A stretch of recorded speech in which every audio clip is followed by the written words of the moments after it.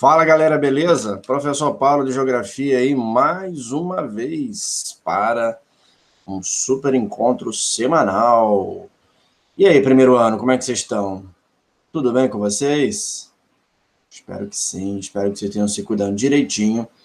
E hoje nós vamos aí estar dando continuidade àquela aula lá da semana passada, né? Aquele videozinho que eu passei, para nós aí aprofundarmos a origem do nosso planeta, né? A formação aí do nosso planeta e, consequentemente, do universo também, né? E vamos hoje aí fazer um passo a passo. Lembrando que semana passada nós fizemos aí um apanhado geral da situação, né?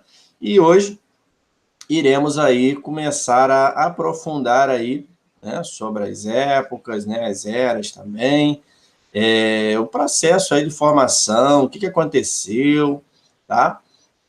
Mitos e fatos também nós vamos dar uma olhadinha aí, tá bom? E partiu, galera, vamos lá. Desde já aí eu agradeço aí a presença de vocês, né? Presença aí super importante. E vamos lá, gente, não esqueçam aí de estarem também colocando aí a presença de vocês lá nos comentários, tá bom? E, posteriormente, caso você assista posteriormente, não se esqueça aí de estar fazendo a atividade que eu estarei mostrando depois. Tranquilo, gente? Então, vamos lá. Bom, nós vimos aí, lá no iniciozinho daquele vídeo, tá? Vídeo bem interessante, bem ilustrativo também, né? Acerca aí do início, né? Então, a ciência, ela diz que houve aí uma teoria, né, do acontecimento de uma grande explosão. Por que que houve essa teoria? Por que chegaram a essa conclusão? Devido aí ao afastamento, né, dos corpos celestes entre uns e outros aí. Então, esse afastamento, você colocando aí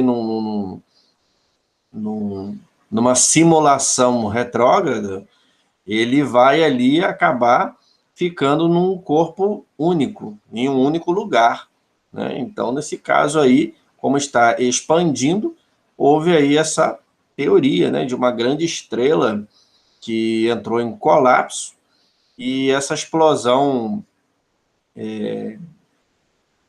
dessa grande estrela acabou gerando o início de todas as coisas, né? Então, temos aí uma estatística dizendo que o nosso universo aí ele vai ter cerca de 14 bilhões de anos, lembrando que a Terra ela tem 4,6, né? Ela tem quase 5 bilhões de anos aí, tá?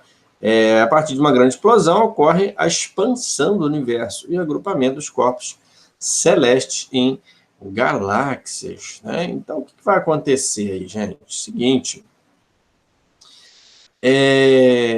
essa explosão tornou aí um ambiente extremamente caótico, né? E esse ambiente extremamente caótico fazia com que esses fragmentos oriundos dessa suposta grande explosão, elas viajassem em direções diversas, né? Inclusive muitas delas em rotas de colisão, né? Então, essas colisões tidas aí, nessas colisões maciças aí tidas nesse período, que tornou aí a origem do que seriam aí os futuros planetas, né? Onde uns detritos se colidissem com outros, e essa força da colisão, por muitas das vezes, fazia com que eles se fundissem, tá? E fazendo aí com que se fundissem, essa massa iria cada vez mais aumentando, até chegar aí aos formatos planetários, tá bom, gente? Bom, basicamente aí vamos dar uma olhadinha no sistema pelo qual nós moramos, que é o solar, composto aí por 8 planetas, lembrando que está um pouquinho defasado, que hoje em dia temos alguns outros planetas, são pequenos, mas temos também, tá? Mas basicamente são esses, que orbitam em torno do Sol, e a força que mantém esse movimento é a atração gravitacional exercida pelo Sol, né? Então, a gente tem aqui os principais, lembrando mais uma vez que já estão catalogados outros, tidos aí como planetas. Porém, né, nesse caso aqui, nós vamos ver só os principais. Bom, vocês estão vendo aí também a distância em relação aí ao Sol, né? Então, quanto mais próximo ao Sol, mais um ambiente aquecido haverá. Então, isso aí pode gerar aí, né, o fator decisivo aí da geração da vida, ou não. Bom, e também há os planetas aí rochosos, tá? E os planetas gasosos, tá? Então, normalmente os planetas aí maiores, eles são os que têm a sua maior composição química aí, elementos gasosos, tá? Inclusive, muitos deles, a vida praticamente se torna aí impossível em decorrência dessa composição extremamente gasosa e, em muitos dos casos, aí até venenosa a nós, por exemplo, né? Bom, aqui nós vamos ver aqui, logo para o início, os elementos que compõem aí o nosso espaço, tá? Dentre eles aí temos as estrelas e planetas, né? Então, são astros luminosos que possuem luz própria. No seu interior ocorrem frequentes explosões que liberam calor e energia. Nós vamos ter uma oportunidade aí mais para frente de estar vendo aí mais especificadamente cada categoria dessa. Agora mesmo é um apanhado geral para a gente estar relembrando, né? Porque na verdade vocês já viram isso em anos anteriores, tá? A diferença é que aqui no ensino médio nós aprofundamos um pouco mais, tá? Mas é necessário ter esse flashback aí para estar relembrando e assim a gente pegar um embalo do conteúdo, tá bom? Bom, os planetas são astros sem luz própria que giram e gravitam ao redor de uma estrela, tá? Temos também aí os planetóides ou asteroides, né? Minúsculos planetas que giram ao redor do Sol, tá? Também pode ser chamado aí de protoplanetas ou planetas anões, tá? Ou, se for aí em um tamanho bem reduzido, é simplesmente um detrito, um asteroide, e por aí vai. Bom, meteoro, todo mundo já sabe, né? Que é aqueles que têm aí a cauda, né? Daqui a pouco a gente vai dar uma olhadinha sobre eles aí, tá? Bom, hipóteses de origem seria o resultado da explosão de um planeta que existiu aí entre Marte e Júpiter. Também é a consequência de choques entre astros maiores e restos do período de formação do sistema solar, tá? Então a gente tem aí 3 hipóteses aí acerca dos planetas, mas a mais conhecida e a mais difundida é essa aí que seria restos do período de formação do sistema solar, pelo qual haveria aí as colisões, né? Essas colisões iam se fundindo os pedaços aí, né, os detritos uns aos outros, e assim formando massas cada vez maiores, dando origem aí a alguns planetas. Satélites naturais, astros que giram ao redor de planetas, e a Lua é o único satélite natural da Terra, lembrando que alguns planetas há mais de uma Lua, tá? Então tem planetas aí que tem 7, 8, 10, 15 luas, tá bom? Cometas também são astros de pequena dimensão que também giram ao redor do Sol. Bom, então, normalmente, ele terá aí a cabeleira, ou coma, uma espécie de nuvem de gases que envolve o núcleo. Tá? O núcleo, normalmente, ele vai ser sólido, tá? E a cauda é o rastro deixado pelo cometa. Então, como exemplo, a gente tem aquele Halley, né? O cometa Halley, que é muito conhecido aí, que passa aí de algumas décadas em décadas. Próximo aí ao nosso planeta. Tá? Meteoros ou meteoroides são fragmentos sólidos vindo do espaço em direção a algum planeta, planetóide ou satélite. Normalmente, eles são atraídos pela gravidade. Tá? Popularmente, eles são chamados aí de estrela cadente. Tá? Então, quando você muitas das vezes está olhando aí para o céu de noite, normalmente aí sem nuvens, claro, né? Você vê aquele traço passando, quando não for uma bala de fuzil, né? Aqui no Rio de Janeiro principalmente, né? Ele pode ser aí um meteoro entrando na nossa atmosfera, tá? Então, essa composição aí do meteoro, juntamente com as camadas gasosas da nossa atmosfera, elas criam um atrito. E esse atrito, muitas das vezes, causa um calor, e esse calor causa esse efeito luminoso aí no meteoro, tá? Muitos, cerca de dezenas até por dia, caem adentro do nosso planeta. Porém, o que acontece? A grande maioria dele ou vai cair no oceano, ou ele simplesmente se despedaça, né? Se desfaz por completo na entrada da atmosfera, tá bom? Então, ele acaba aí tendo essa questão, então, por isso que muitas das vezes a gente não vê, né? E não ouve falar de registros de quedas de meteoros. Somente quando ocorre aí em algumas cidades, no campo, né? Aí é mais registrado, tá? Mas fora isso, não, tá bom? Bom, quando entra na atmosfera terrestre, sofre um intenso atrito, tá?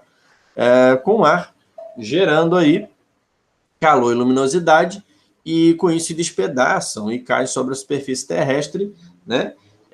Geralmente com tamanho reduzido, ou muitas das vezes ele se desfaz por completo antes de chegar ali à superfície, tá bom? Bom, quando se encontram na superfície da Terra, esses astros recebem o nome de meteoritos. Bom, aqui vocês estão vendo aí uma espécie de organograma, né, onde mostra essa questão aí de tamanhos. Tá? Então, você vai ter aí a questão do universo, galáxia, lembrando aí que temos um universo até então, tá? Diversas galáxias, cerca de centenas de milhares de galáxias, tá bom? O sistema solar, a Terra e os satélites, tá? Até esse tamanho aí da Terra está um pouco grande até demais, né? Mas nesse caso aí, é para a gente ter uma ideia dessa questão, tá bom? Bom, Sol e a Lua, tá? Então são dois fatores aí extremamente importantes aí para a manutenção da vida no nosso planeta, tá? Bom, o Sol, nesse caso aqui, ele vai emitir calor e luz, tá? Fornece energia essencial para a existência da vida e, como consequências, ele também pode auxiliar aí, né, com ventos, evaporação das águas, variação de temperatura do ar, entre outros fenômenos que ocorrem na Terra. Normalmente, eles regem aí os climas, tá? A Lua seria o astro mais próximo da Terra. Lembrando que a Lua também, né, gente, ela era um protoplaneta chamado Theos, e alguns milhões de anos atrás aí ocorreu uma colisão muito forte entre ele, até como vocês viram no vídeo anterior, né?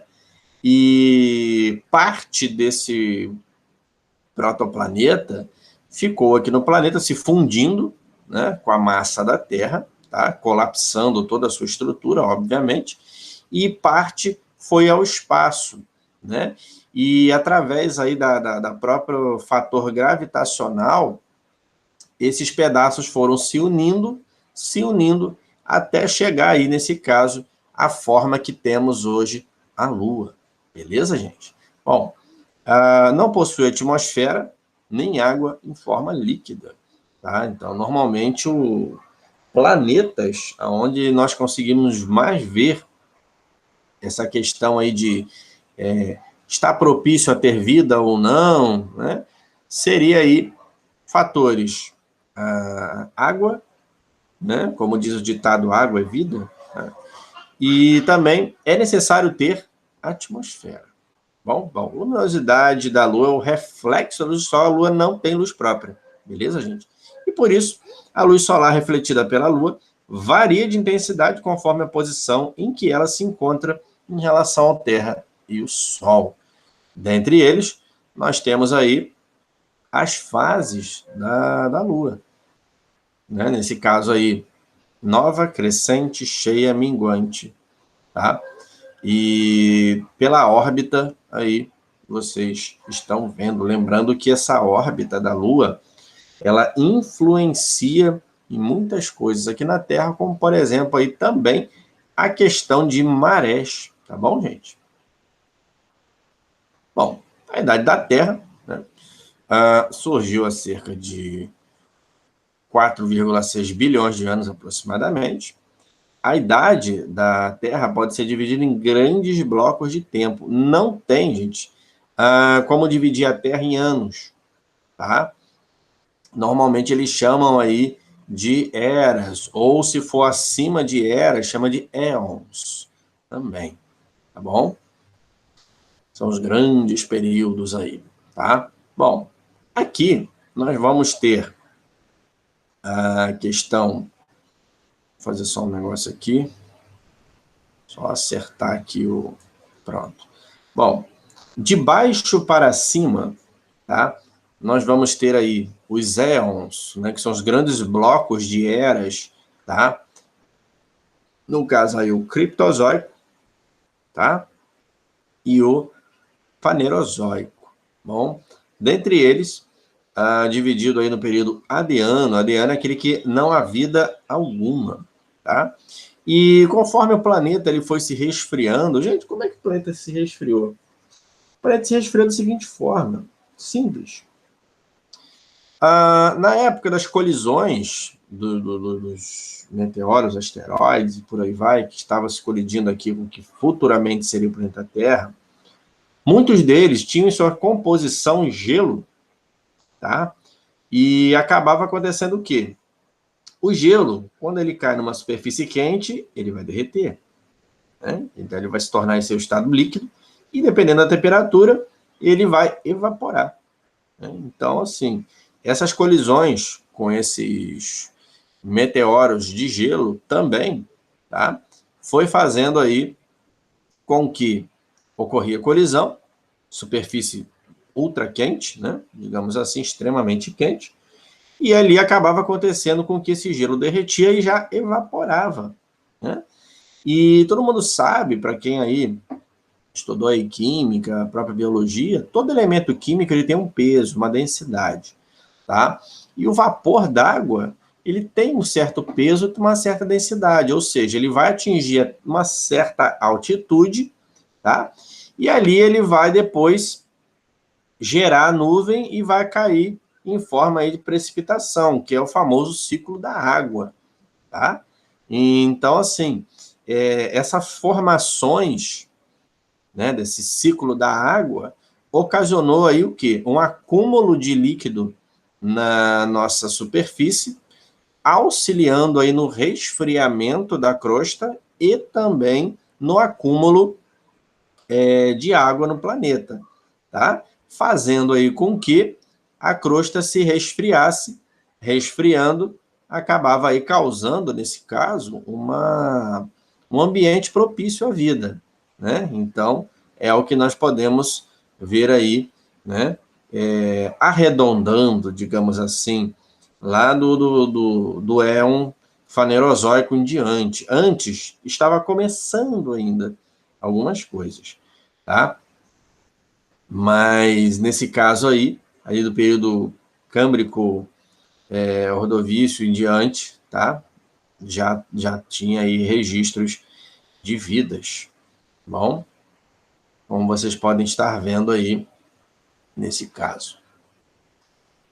Bom, dentre as camadas de nosso planeta, bom, nós vemos aí o seguinte, todo mundo sabe, né, que a Terra ela resfriou e ela virou como se fosse aquele efeito casca de ovo, tá? É onde a casca de ovo ali, a casca de um ovo mal cozido, né? Então, muitas das vezes você vê ali a gema cozida lá no meio, que seria o núcleo, um pouco mais sólida, E a clara do ovo seria equivalente aí ao manto, tá? E quando ela está mal cozida, ela fica meio pastosa, né?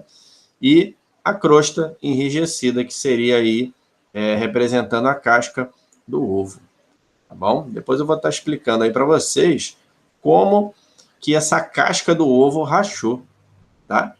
Daqui a pouco a gente vai chegar aí. Então, ó, a distância entre a crosta terrestre e o núcleo é de aproximadamente 6.400 quilômetros, tá? Não há possibilidade de vida nessa região de núcleo e de manto também devido à alta temperatura, tá? Então, não há, nesse caso aí,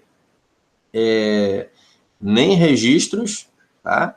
E, de acordo com as probabilidades, também não há possibilidade, tá? Porém, a ciência ainda não conseguiu desvendar tudo. Pode ser que há alguma espécie que aguente altas temperaturas, como 5.000 graus, por exemplo, estatisticamente aí tida no núcleo, tá?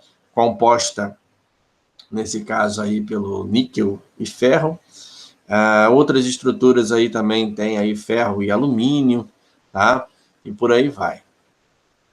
Bom, quanto à divisão aí da estrutura da Terra, nós vamos ter aí a crosta terrestre, onde nós vivemos, tá? A crosta aí continental, que a gente vai daqui a pouquinho falar sobre placas tectônicas. Se não der tempo hoje, a gente vem em outro encontro, não tem problema nenhum, tá? A crosta oceânica, o nome mesmo já diz, tá? Abaixo da crosta oceânica, nós temos a litosfera, né, que seria aí a camada rígida, de maneira geral.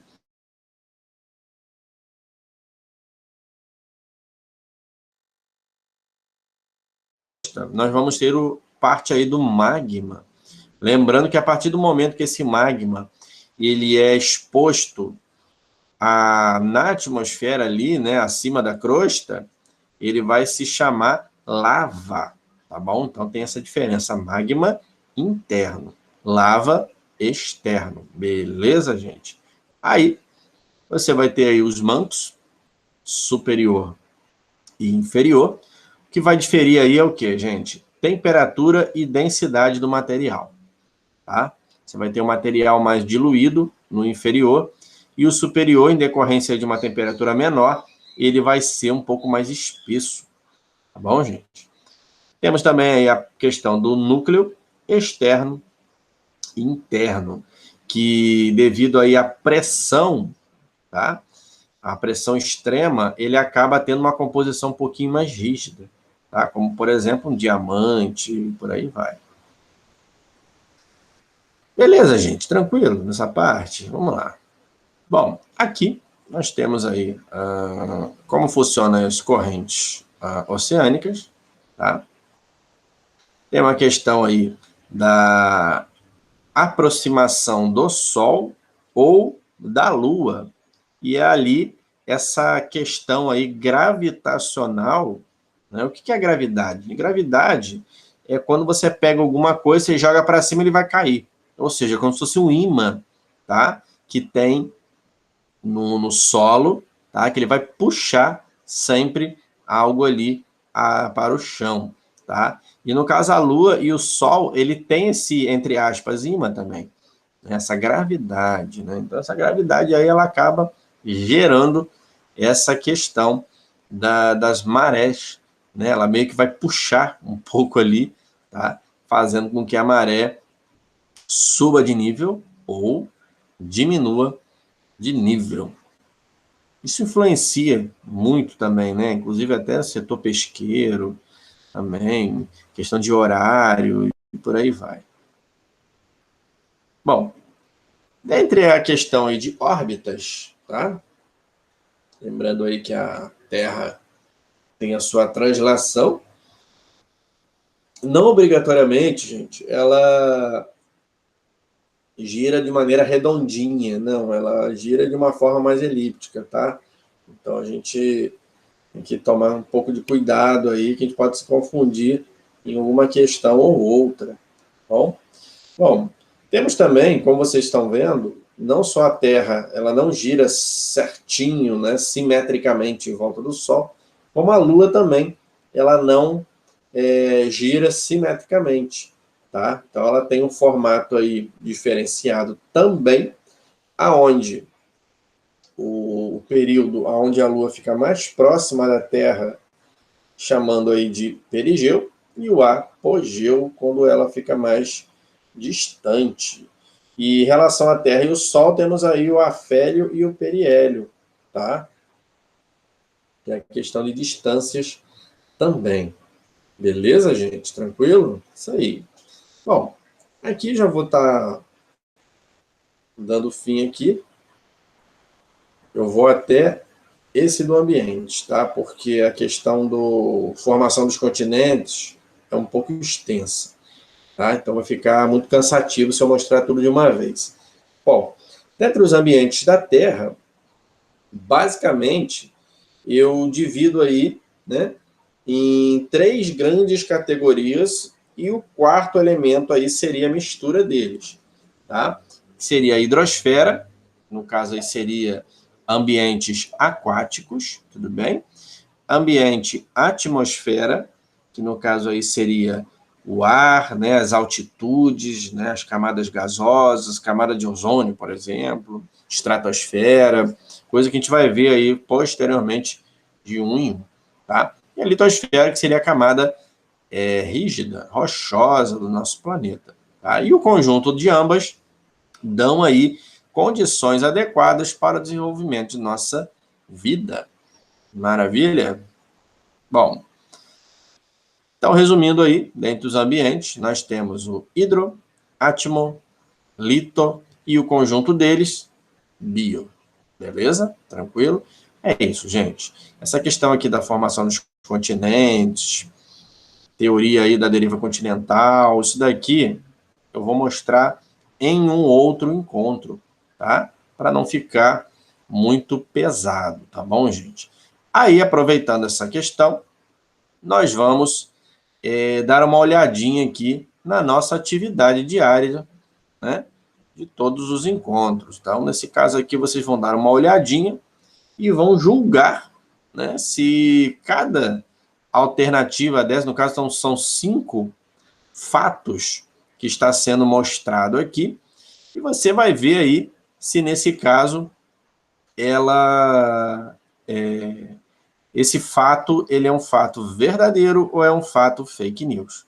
Tá bom? No caso, falso. Você vai dar uma olhadinha, pode pesquisar à vontade, tá? E vai responder, não esquecendo de colocar o seu nome. Pois é, tem muita gente que está fazendo exercício e esquece de botar o nome, né? E a prova sem nome, né? Um exercício sem o nome, ele acaba perdendo o seu valor.